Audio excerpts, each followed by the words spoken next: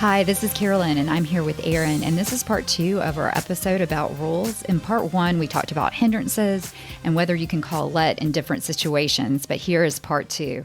So this has to do with a short ball. So my opponent hit a short ball. I yelled up, like for her partner to move up to the short ball. I do this all the time. The lady got mad at me for saying that. She thought I called the ball out, but she said the word up. Okay. So the lady lost the point and was mad about it. And she said, my partner and I took the point because we hit the winner and we moved on after listening to her complain. But Man. the ball is moving towards her and her partner. She's allowed to say up. Yeah. And I will tell you, what do you normally say, Erin? You normally So the short ball thing isn't quite as much of an issue with me, but I do talk a lot to my partner on the court when the ball is coming towards us. And oftentimes I say you, yours, something like that.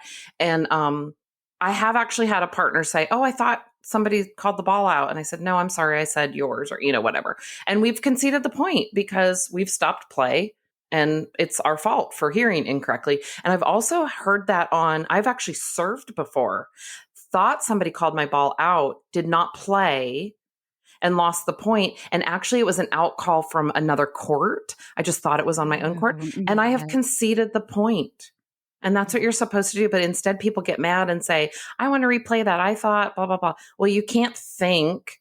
You have to play what's in play, I guess. So I've conceded many points because I thought somebody made a call that they didn't make. I just heard it from a different court. And that's just part of the game. Mm-hmm. That's right. That's right. I try to say, that's why I asked you the question earlier, when do you replay a point? Because I feel like I remember Rebel saying there are very, very few times in rec tennis that you should be replaying points. The problem is that it is a courtesy sport. And he said sometimes to our fault where we just go, oh, well, it's just to replay the point. Sometimes that's to diffuse an argument. And sometimes it's just because everybody's just being nice and is like, oh, just replay, But really, there are very few times you should replay the point. Yes, I agree. Okay, touching the net. This is a good one. This is a really good one. So the opponent ran up to the net, put away a volley, like an angled volley off the court, and touched the net after contact. She immediately said, I touched the net. Her partner then tried to argue that it was still their point because she had played the ball and her opponents didn't get to it. The problem is she admitted to touching the net right after she hit, what they would have called a winner, right? So she hits an angle volley, but immediately says, I touched the net. So she has to concede that point. Her partner tried to argue that she did not concede that point because she hit the ball for a winner. But the rule is the ball has to bounce twice. So even if she did a crazy good angle volley off the court, her opponents, hypothetically, could have still made a play on that ball because the ball hadn't bounced twice. The ball wasn't dead yet. The ball fell is not into dead. The net before the ball was dead. Correct. Even if she hit what would be a winner. A quote unquote winner. The ball does not know that the ball is a winner until the ball bounces twice. And then the ball knows that the ball is dead. So the woman who touched the net and admitted it, her partner tried to argue that it doesn't matter that she touched the net because we hit a winner. That is incorrect. Right. Yes, it matters whether or not the ball is still in play. That's the question that needed to be asked. When you hit that net, was that ball still in play? If it was not still in play, then it doesn't matter that you hit the net. But if it was still in play, then you have to concede the point. And still in play is until the ball is dead, which is when the ball bounces 2 times on your side. Yes. Okay, scoreboard. Okay. So we just talked about a ball hitting a permanent fixture, right? Yes. Like a scoreboard or a light pole or, something like that. So the interesting thing is we had a follow-up that said, I play on courts that has a scoreboard that is part of a net. Like it literally permanently, it's a permanent fixture on the net, but it is a scoreboard. It's not netting. It's not the white tape at the top. It is literally a scoreboard. And so I actually reached out to Rebel on this specifically and sent him a few photos, one of which was literally a scoreboard that was part of the net. And he said, if the ball hits that scoreboard and dribbles over to the other side for a winner, it is part of the net itself. Like, even though it's a scoreboard, because it is a permanent fixture on the net itself, that is not a permanent. I mean, that's a permanent fixture. So that's so it's like winner. part of the net. Part of the net. Part of the net. It's not over on the side. It's part of the net. It's on the webbing or whatever you want to call that part of the net. But you and I talked about, so I have one of those little flipper cards. You get them on Amazon, $30, whatever they are, and you stick it on top of the net and you flip I just played with one the other night, and actually my opponent and I had this question. So that is sitting on the net also. Rebel's email back to me was that is also part of the net.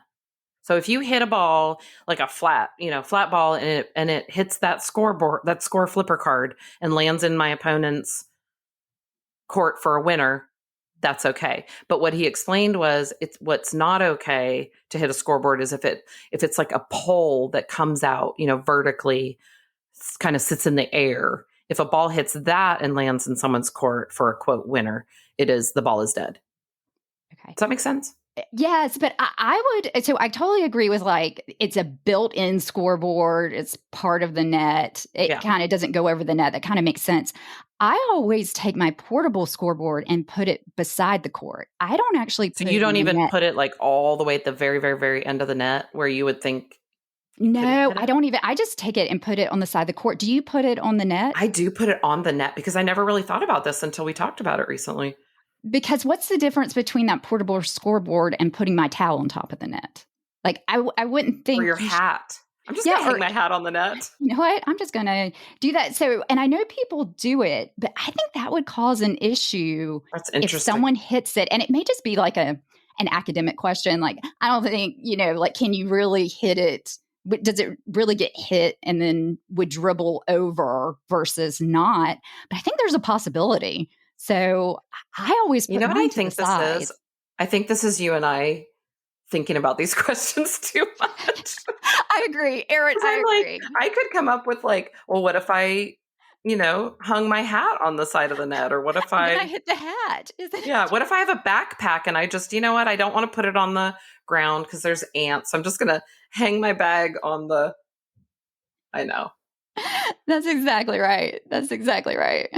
Yeah. So I was just looking at my email to Rebel, and I said, we re-released our rules episode. Someone reached out with a question that we couldn't answer.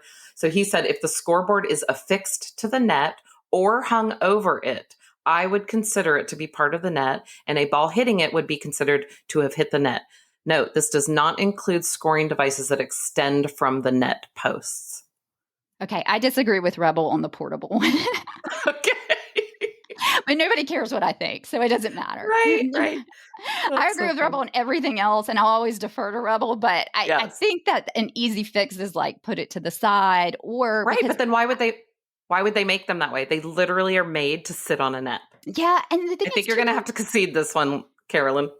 You know what? I may have to. But I will say, if I or my opponent hit the scoreboard, that scoreboard that somebody put on that net, let's just say they hit that top little ring, the little wire part, it would change the trajectory of that ball. Yeah. And if it went over, I think I probably would say, even though incorrectly, I guess, based on what Rebel's saying, I would say, you hit the scoreboard, I win the point. You know what? I hit a pretty flat ball. I think I'm just going to start hanging stuff on the net and seeing if I could hit an object for a winner. You know what else? I'm not that skilled. I couldn't hit that if I hit a million balls at it. That's true. That's true. I made this may be where we're thinking about these things too much, but I do want anyone listening, if we said anything that you think is incorrect or you have additional comments, please let us know, because we love hearing from everyone. People will think we said something incorrect. Guaranteed emails. The thing is, Erin runs the social media for Second Serve, and so she's the one that gets all the you're wrong, that's not right, all those sort of emails. So thank you, Erin. So, and again, 99% are positive comments, which we love hearing from people. But every once in a while, it's like, nope, you're wrong. Yes. Here's another one. This is good. She said, last night, the server's partner lined up in Australian or I formation.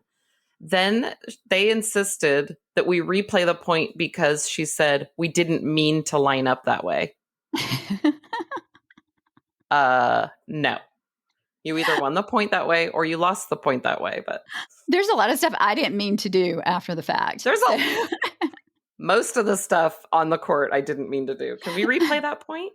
But it's funny what you hear out on an adult rec tennis court. Yeah. Thanks again to Leah for sending in all these great questions. We are going to do another episode soon where we'll go over rules USTA players should know based on all the emails we received from those episodes. And we really appreciate everyone who sent an email.